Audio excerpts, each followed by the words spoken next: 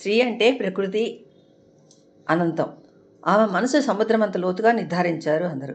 ప్రపంచంలో స్త్రీ లేని మనుగడ లేదు ఏ మనిషికి. కార్యసుదాసి, కరణేష్ మంత్రి, భోజేష్ మాత, శయనేష్ రంభ అని ఆడవారు ఎన్ని విధాలుగా ఉండాలో చెప్పిన పెద్దవారు మగవాడు ఎలా ఉండాలనేది ఎక్కడా చెప్పలేదు. ఆడవారు చేయలేని పని అంటూ లేదు.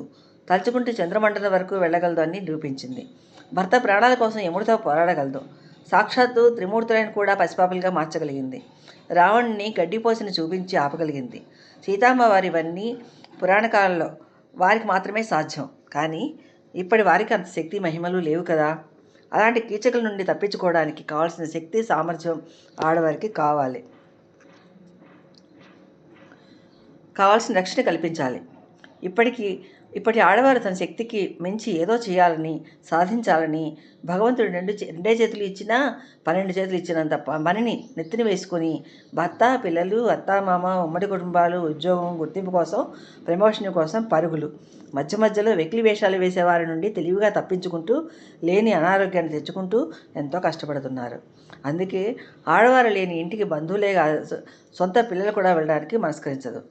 అందుకే కాబోలు ఎక్కువ వయసున్న మగాడికి తనకన్నా చిన్నదైన వారితోనే వివాహం జరగాలని నిబంధన పెట్టారు.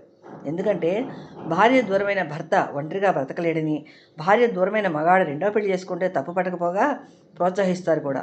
అదే ఆడదానికి ఎంత చిన్న వయసులో భర్త దూరమైనా మరో పెళ్లి చేసుకోమని చెప్పడానికి భయపడతారు. అదేదో క్షమించరాని నేరంగా, ఘోరంగా భావిస్తారు.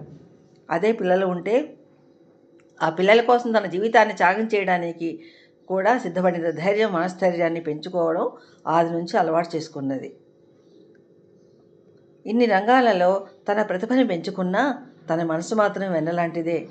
జాలి, కరుణ, దయ, క్షమాగుణం ఇవన్నీ పెట్టని ఆభరణాలు ఆడదానికి.